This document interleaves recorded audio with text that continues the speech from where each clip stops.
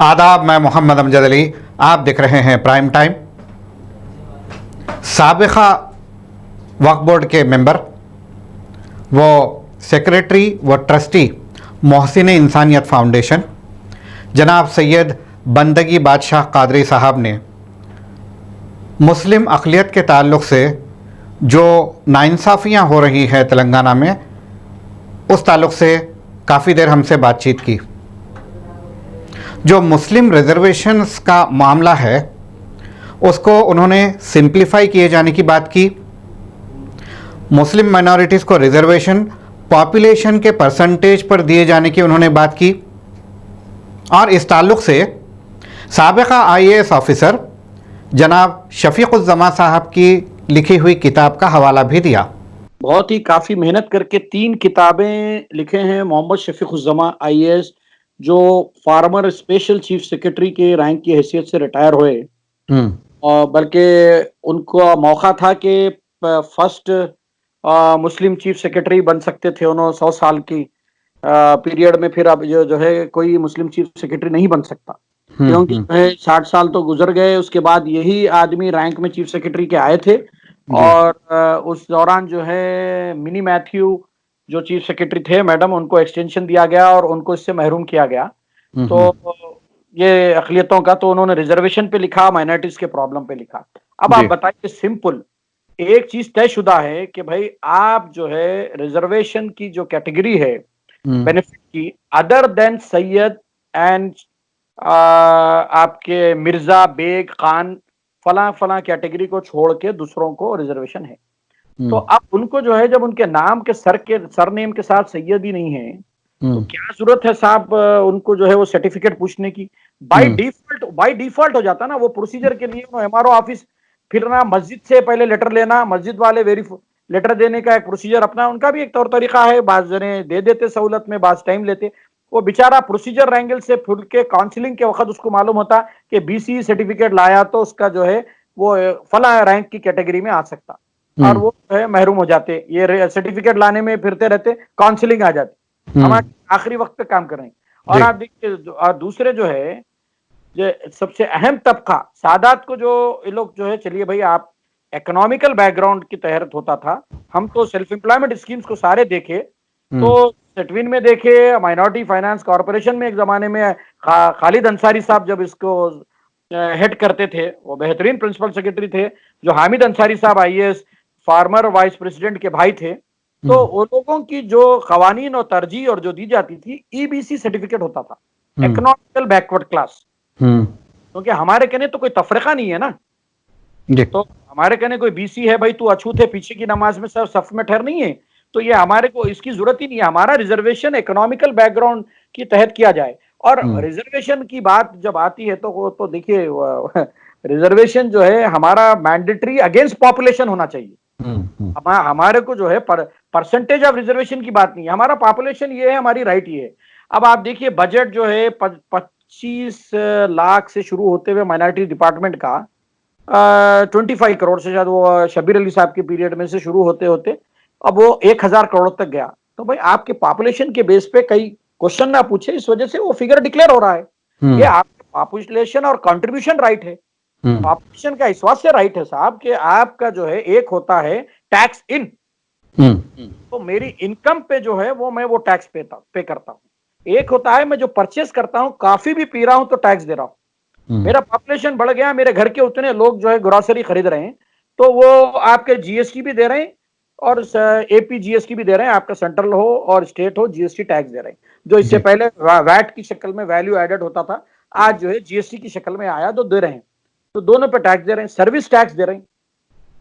आप ट्रांसपोर्ट से जो है रोड, मैं गाड़ी भी अगर ले रहा हूं तो लाइफ टाइम रोड टैक्स दे रहा हूं। तो टैक्स पेयर्स हैं, तो पॉपुलेशन के हिसाब से हमारा टैक्स पेयर कंट्रीब्यूशन है। पॉपुलेशन के हिसाब से बजट का साइज बढ़ रहा, वैल्यूम बढ़ रहा, और हमारे को अगर कोई रिजर्वेशन भी दिया जाना चाहिए तो वो वही है पॉपुलेशन की बेस पे।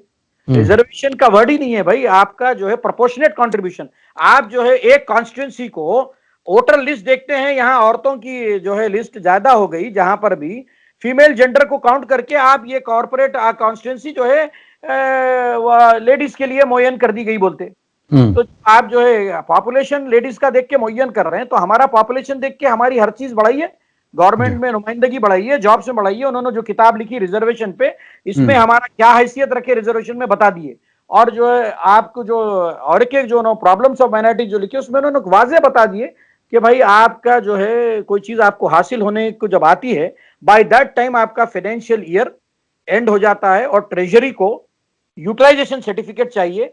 1,000 रुपए का अगर यूटिलाइजेशन सर्टिफिकेट डिपार्टमेंट नहीं सबमिट करता है तो फोर्थ क्वार्टर का बजट रिलीज नहीं होता है जी। और वही बीसी हो या एसटी हो एससी हो, अगर उनका ऑफिसर यूटिलाइज नहीं करता है तो उस पे जो है disciplinary action for lethargic attitude action लिया जाता है। जनाब बंदगी बादशाह कादरी साहब ने हुकूमत तेलंगाना की जानिब से वक्फ बोर्ड के रिकॉर्ड्स को सीज किए जाने पर भी हुकूमत को सख्त तनकीद का निशाना बनाया और रिकॉर्ड्स मेंटेन करने के मामले में भी धांधलियों के होने की तरफ इशारा दिया और मौजूदा चेयरमैन मोहम्मद सलीम की जानिब से हो रही फाश गलतियों के ताल्लुक से भी जमकर बात की। डिपार्टमेंट को जो है वो विंग्स एंड फैंसी, आप गौर करिए साहब, वक्फ बोर्ड का रिकॉर्ड कब सीज किया गया? आवाम को जो है हमारा हक जानना और इस चीज को जानने की जरूरत है, और अरबाब हुकूमत को भी जब तक हम बताएंगे नहीं ये प्रॉब्लम तो कहां से समझ में आएंगे। अरबाब हुकूमत जो है, देखिए महमूद अली साहब कई मरतबा बोले बेचारे कि हमने रिकॉर्ड को तहफ्फुज में रख दिया। भाई रिकॉर्ड तहफ्फुज में आप जा रखे हैं, आप खोल के देख लीजिए, दिमाग खाली होगी। आप रिकॉर्ड को किस वक्त सीज करें साहब? देखिए एक मरतबा गवर्नमेंट का ऑर्डर आया था in the period of TDP 455 GO to regularize the third party land. Third party occupancy है, अगर गवर्नमेंट की लैंड पे रेगुलराइज करो। भाई गवर्नमेंट की लैंड है, गरीबों को रेगुलराइज कर रहे हैं, और वो भी जो है उनका अर्स्टवाइल प्राइस जो ऑक्यूपेंसी प्रूफ कर रहे हैं जो ईयर, वो ईयर की प्राइस से रेगुलराइज 25% चार्ज करके, ठीक है करिए गवर्नमेंट की। मगर आपके जो है 70% वक्फ प्रॉपर्टीज गवर्नमेंट में गवर्नमेंट लैंड लिखे हुए हैं। क्यों लिखे हुए हैं? क्योंकि उमूर मजहबी जो महकमा था उसमें निजाम सरकार के कंट्रोल में था, तो उन्होंने एक लफ्ज सारे जायदादों पर रेवेन्यू रिकॉर्ड में सरकार का वर्ड लिखा जाता था। सरफे खास पूरी पलटन की आप निकालिए, सरकार लिखा हुआ है, तो it doesn't mean it is a government land. अब सरकार का जो है जानी मियाँ, जरा ये सरकार है क्या है पढ़ो बोले तो जानी मियाँ को उम्र मजहबी का नहीं मालूम, उन्होंने कंपैशनेट अपॉइंटमेंट के आ जाते हैं। उन्होंने क्या करते भाई, अरे साहब इसको कोई सरकारी पूरा नहीं लिखा तो है सो जी बोले हो गया। उसके बाद उन्होंने बोलते भाई अब्दुल गफूर साहब इसका जरा ट्रांसलेशन करा के लाओ बोले, तो ट्रांसलेशन डिपार्टमेंट वाले उसको ट्रांसलेशन देते गवर्नमेंट बोल के, सरकारी का तर्जुमा गवर्नमेंट, ये पूरा प्रोसीजर करते ऑफिसर। अब हम जो है ट्रांसलेशन डिपार्टमेंट से मंगा लिए साहब ये गवर्नमेंट है, अब रेवेन्यू में गवर्नमेंट लिख देते। भाई आपको जो है 1996 में सुधीर कमीशन जो आया है वो प्रिंसिपल सेक्रेटरी रेवेन्यू थे, and he was much concern about the Waqf properties. उन्होंने रेवेन्यू से जियो जारी करा कि भाई आइए please reconcile your Waqf record को, आपका वक्फ रिकॉर्ड लाइए और रेवेन्यू का रिकॉर्ड हमारे कहने रिकंसाइल करा ली, करेक्शन करा ली। और रेवेन्यू रिकॉर्ड में तो बोनाफाइड क्लरिकल एरर था। और फॉर रेक्टिफिकेशन ऑफ एरर, देखिए चेंज ऑफ इंफॉर्मेशन, अगर आप नेम चेंज कर रहे हैं तो it's require procedure, paper notification and gazette. अगर आपका रेक्टिफिकेशन है, मैं गलती से आपका नाम लिख दिया सियानामे में, कोई काजी लिख दिया, या कोई सर्टिफिकेट में बहसियत चांसलर गलत नाम लिखा गया, तो rectification of bona fide clerical error can be done at any later stage of time, there is no time limit. गलती से मैं अगर किसी को कुछ बोल दिया, बाद में एहसास हुआ कि मुझे माफी मांगने के लिए कोई टाइम की लिमिट है, मुझे जब एहसास हुआ मैं माफी मांग लूंगा ना, तो गलती तो कभी भी रेक्टिफाई करी जाती। आप रिकॉर्ड सीज कर दिए जब रिकंसिलिएशन चल रहा था, जियो 166 आया कांग्रेस के पीरियड में, 163 आया रेगुलराइज करे। अब इन्होंने जियो 58 59 लाए रेगुलराइज करने, वो भी फ्री में रेगुलराइज कर रहे थे गरीबों को, और दूसरों को पैसे लेके कर रहे थे आप जो बड़े लैंड थे। मगर बाद में आप क्या करें, सर्वे करके करो, सर्वे करके करो, तो लोग अपनी अपनी जमीन पे जाकर ठहर जा रहे थे। मगर आप सर्वे करके करते हो खत, जब रेवेन्यू इंस्पेक्टर को एमआरओ बुला के बोल रहा वक्फ इंस्पेक्टर को, बाबा तुम्हारा कोई वक्फ रिकॉर्ड है तो लाओ जी, ये लोग आए रेगुलराइजेशन को, तुम्हारा वक्फ का है क्या? साहब हमारा वक्फ रिकॉर्ड रूम सीज हो गया, हमारा वक्फ रिकॉर्ड रूम सीज हो गया। तो देखिए गवर्नमेंट को बताना भी चाहिए। और देयर इज बहुत लोग हैं डिफेक्टो इंचार्ज हैं डिपार्टमेंट में, ये उनके सामने लाना चाहिए, वो लोग करना चाहिए। सबसे बड़ी हमारी जो वो होती है, अगर ये डिपार्टमेंट वो होता तो हमारी वक्फ की जायदादों से जो है पैरेलल ग्रुप ऑफ हॉस्पिटल होते थे कॉर्पोरेट। जहाँ कहीं भी आवाम की जानिब से कवानीन की खिलाफ वर्जी होती है वहाँ पर वायलेटर को तो सज़ा दी जाती है, मगर उस वक्त मौजूदा मुतल्लिका ऑफिसर की जानिब से भी कहीं ना कहीं गलती होती है, चूक होती है, या फिर करप्शन की वजह से ये होता है। तो जो मुतल्लिका ऑफिसर है उस पर कॉरेस्पॉन्डिंग रिस्पॉन्सिबिलिटी नहीं लगाई जाती है, इस ताल्लुक़ से अनजान बना जाता है, जिसकी वजह से करप्शन उरूज पर है और सारा तेलंगाना करप्शन का शिकार है ना। अब चेयरमैन साहब जो है बिल्कुल जज्बात में आए, ग्रेवयार्ड के लिए भाई जगह की सख्त जरूरत है, बेहतरीन उन्होंने जाके फौरन झंडा गाड़ दिया, ग्रेवयार्ड के 10 एकड़ जमीन मुहैया कर दी। भाई आप बताइए कि औकाफ के उमूर क्या किसी विम्स और फैंसी पे नहीं चलते? औकाफ हो या आपके एंडोमेंट हो, वो ऑब्जेक्ट ऑफ वक्फ के ताबे है। सेंट्रल वक्फ एक्ट भी जो है ऑब्जेक्ट ऑफ वक्फ को प्रोटेक्ट करता है।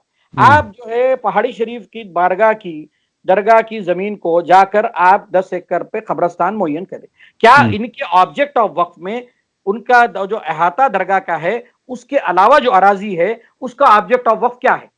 अगर आप ऑब्जेक्ट ऑफ वक्फ को जो है वो कर रहे हैं, डिसमेंटल कर रहे हैं और against the spirit of object of Waqf, मंशे वक्फ के खिलाफ काम कर रहे हैं, फतवा लीजिए आप।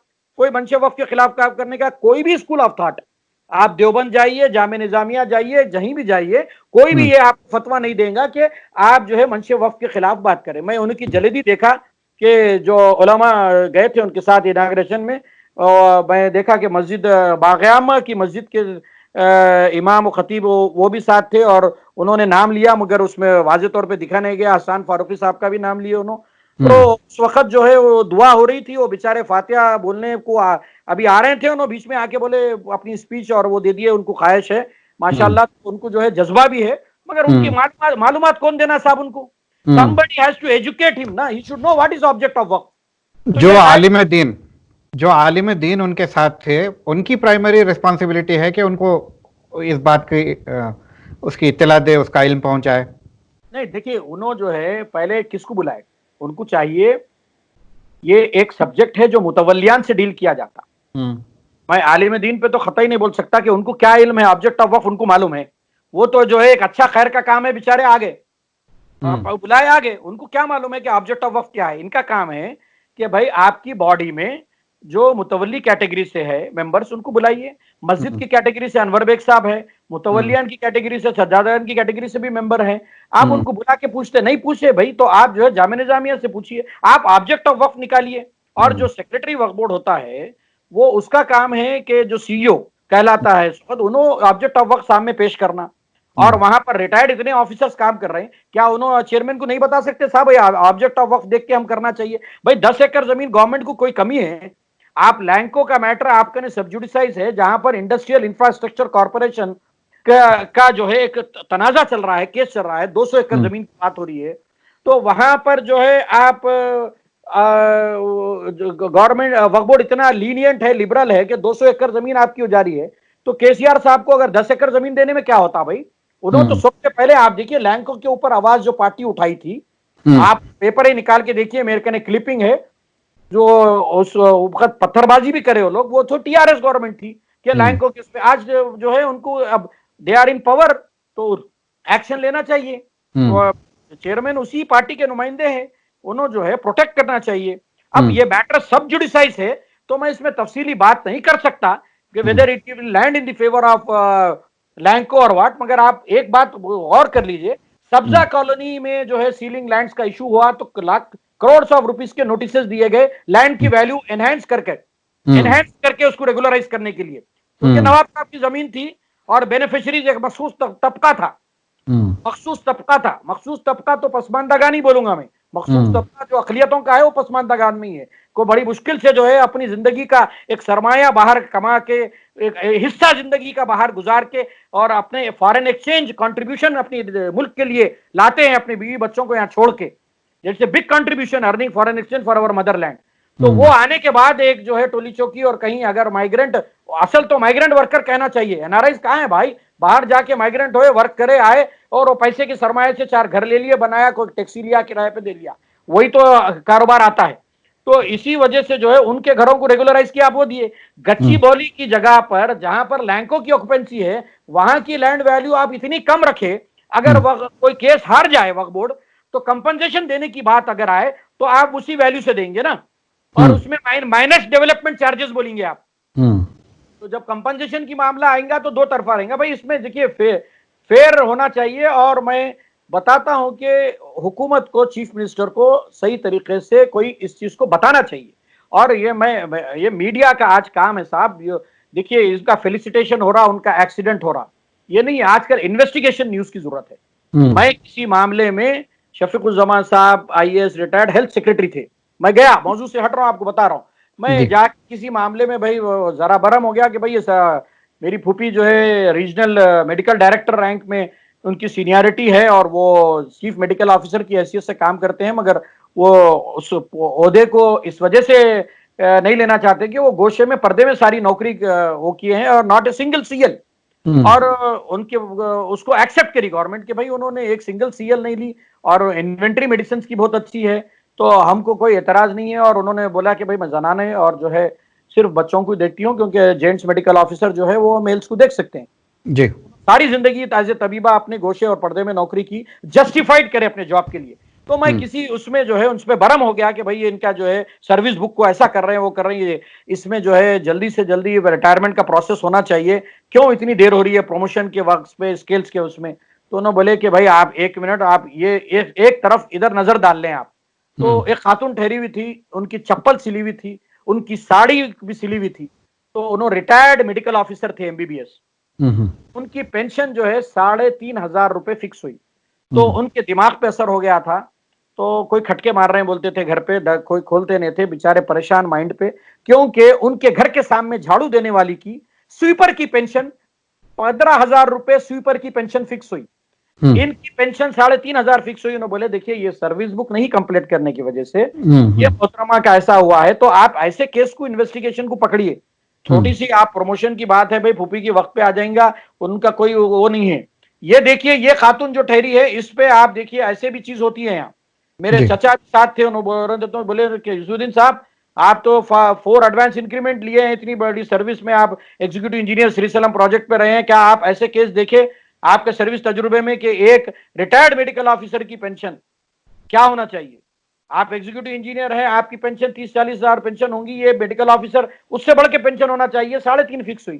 तो जब भी उस वक्त हमारे साथ सईद साहब ज्वाइंट सेक्रेटरी फाइनेंस रिटायर्ड भी साथ थे, उन्होंने पूरा उसको मुताला किए और उसको जो है करेक्ट उसका रिप्रेजेंटेशन बनाए, तो इमीडिएटली उनकी पेंशन जो है जंप होके 17,500 फिक्स हुई। फिर मजीद उसमें तरमीम की जरूरत थी, उनकी सर्विस बुक, उनके डिपार्टमेंट ने सर्विस बुक कंप्लीट नहीं करी। दिस इज द देखिए करस्पॉन्डिंग रेस्पॉन्सिबिलिटी की जरूरत है यहाँ। करस्पॉन्डिंग रेस्पॉन्सिबिलिटी आप गवर्नमेंट की भूल जा रहे हैं। कॉर्पोरेट हॉस्पिटल भी जो है इनकी करस्पॉन्डिंग रेस्पॉन्सिबिलिटी कोई नहीं पूछ रहा साहब। करस्पॉन्डिंग रेस्पॉन्स, अगर एक घर अगर आप बलदिया जाके डिमोलिश करती है, तो what is the corresponding responsibility of the officer who has kept quite during the construction? You please suspend that officer, then you demolish that building. The corresponding responsibility का एहसास जब दिलाना चाहिए ना गवर्नमेंट सर्वेंट को, जो भी इख्तियार पे है उनको उनकी करस्पॉन्डिंग रिस्पॉन्सिबिलिटी। मैं अगर गलती कर रहा हूं तो मुझे गलती का जो एम्ब्रेला जो बने हैं शेल्टर या लॉ एनफोर्सिंग एजेंसी हो या जो भी हो, भाई आप एक इलाके में होटल में अगर बाजा चल रहा है, ड्रम बजा रहे हैं और वो लगा रहे हैं, वो पोल्यूशन का वो हो रहा है, तो आप उसको पकड़ रहे हैं, मोहल्ले वाले उसको मारेंगे, उसको बंद करो बोलेंगे, एजिटेशन करेंगे, पुलिस के जाएंगे। But what is the role of the pollution control board? What is the responsibility of the other authorities who has granted the permission? Parking का प्रॉब्लम हो रहा है मोहल्ले में, वो वायलेंस हो गया है, पुलिस वालों को जाके बोल रहे हैं कि भाई पार्किंग की होटल की वजह से हमको मुश्किल हो रही। Who has granted the licence without seeing the? Call him, first suspend that officer. जब तक करस्पॉन्डिंग रिस्पॉन्सिबिलिटी समझाई नहीं जाएंगी, हमारे के लिए कोई भी चीज बराबर इंप्लीमेंट नहीं हो सकती। गवर्नमेंट, बहुत प्यारी बात। आमतौर पे गवर्नमेंट जो है 3 चीजों पे चल रही, या तो प्रेशर रिकमेंड या तो जुडिशियल ऑर्डर। आजकल तो आदमी प्रमोशन भी ले रहा है तो कोर्ट के ऑर्डर से ले रहा है, और जुडिशरी अगर वीक हो जाए तो वो बेचारा तो जो है सियासी लीडर के पीछे फिरने के कहीं नहीं फिरेगा। जनाब बंदगी बादशाह कादरी साहब ने छोटे स्कूलों की जुबान हाली के ताल्लुक से भी बात की। उन्होंने बताया कि तेलंगाना भर में जो कम्युनिटी स्कूल्स हैं उनके वसाइल कम होने की वजह से, फिर ये लॉकडाउन और पैंडमिक की वजह से ये स्कूल्स ख़तरे में है, तो इस ताल्लुक़ से हल तलाश करने की भी इन्होंने बात की। आइए देखते हैं जनाब सैयद बंदगी बादशाह साहब से हमारी की गई बातचीत की तफसीलात। हर डिपार्टमेंट को आप बता रहा हूं कि एक छोटी सी स्कीम जिसमें एक हॉकर्स को 5,000 रुपए दिया जाते हैं, एक बंडी वाले को जो है तरकारी और बंडी और दी जाती है, तो उसको रिकवरी एजेंसी जब सेटविन जैसा इदारा कायम रखता है तो आप करोड़ ऑफ रुपीस की लैंड फ्री दे रहे हैं, आप सब्सिडी दे रहे हैं, आप ड्यूटी फ्री मशीन इंपोर्ट कर रहे हैं। 100% ड्यूटी होती है इलेक्ट्रॉनिक गुड्स पे, आप ड्यूटी फ्री मशीन दे रहे हैं तो 50% कॉस्ट में आ रही, तो आप क्यों इतनी सब जो रहे हैं? तो उनको जो है मैंडेटरी ये कोशिश करिए। और अब जो है जो ये स्कूल्स, जो कम्युनिटी स्कूल जो ऑक्सीजन पे आ गए हैं, जाहिर बात है कई कम्युनिटी स्कूल्स बंद हो जाएंगे क्योंकि इन लोग सैलरीज उनके टीचर्स को नहीं मिल रहे हैं, वो परेशान है। कहां से देंगे भाई? वो बेचारे कहने कोई कॉर्पोरेट स्कूल नहीं है, कोई इंटरनेशनल स्टैंडर्ड का स्कूल नहीं है, कॉर्पोरेट स्कूल नहीं है। बाद बड़े बड़े इदारे जो है शौकिया तौर पे इदारे डाले गए सरमायादारों के, उनको कोई फर्क नहीं पहुंचता, वो इदारे कायम और दायम रहेंगे कॉर्पोरेट, मगर मरेगा कम्युनिटी स्कूल वाला। कम्युनिटी स्कूल वाले में क्या है बताए, देखिए आप कम्युनिटी स्कूल वाले कहने जाएंगे तो आपको प्रिंसिपल और टीचर डायरेक्टली बात करेंगे, आके आपके बच्चे की पूरी कैफियत देंगे। कोई कॉर्पोरेट और इंटरनेशनल स्कूल को जाइए, ना कोई फादर ना ब्रदर ना कोई आपको बड़ा आदमी नहीं मिलेगा, और जो है प्रिंसिपल नहीं मिलेगा, टीचर नहीं मिलेगा, कोई भी कोऑर्डिनेटर आके आपसे बात करके जाएगा, ज्यादा से ज्यादा फी काउंटर पे जाके टाइम लेके आएंगे जो भी है। मगर आपको कॉर्पोरेट स्कूल का प्रिंसिपल भी आपके सामने आके ठहर जाता, ये कोऑपरेशन है। और जो है हमारे ज्यादा कम्युनिटी स्कूल का, और कम्युनिटी स्कूल के जो है उसमें हमारी पढ़ने वालों की तादाद ज्यादा है भाई, कॉर्पोरेट को एफर्ट कौन करता? तो अब ये स्कूल जब बंद होंगे तो इसका तरीका क्या है? देखिए, अगर मैं कोई तनकीद किसी चीज पे कर रहा हूं तो उसका सोल्यूशन रख के बात करता हूं। भाई आप इन स्कूल्स को लगा दीजिए रिजर्वेशन, और 25% बिलो पॉवर्टी लाइन लोगों को एडमिशन देना ही देना है। एक इदारे की जमीन सिकंदराबाद या कोई इलाके में, मुझे याद नहीं है, बहुत ही सॉन्ग प्राइस पे वक्फ बोर्ड की जमीन क्रिश्चियन मिशनरी कोई स्कूल लिया गया है, कोई सोसाइटी है वो ली हुई है, उनको जो है इतना मिनिमम रेंट ले रहे हैं, जबकि उसके 100 टाइम्स मोर ऑफर आने के बाद। उसमें क्या सराहत आपको?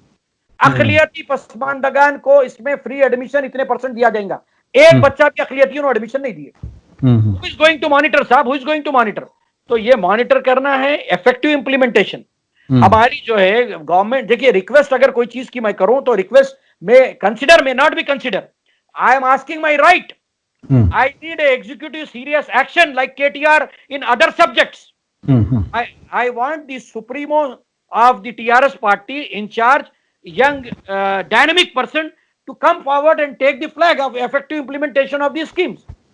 जिन जिन बातों की तरफ बंदगी बादशाह साहब ने इशारा किया है, अगर इन तमाम पर गौर करके उसकी दुरुस्तगी अगर अमल में आती है तो आवाम का ख़ास तौर पे अक़लियत का भला हो सकता है, वरना तो अल्लाह ही हाफिज़ है। ख़ास लम्हात में आज के लिए बस इतना ही। अगले एपिसोड तक के लिए हमें दीजिए इजाज़त। शब बख़ैर।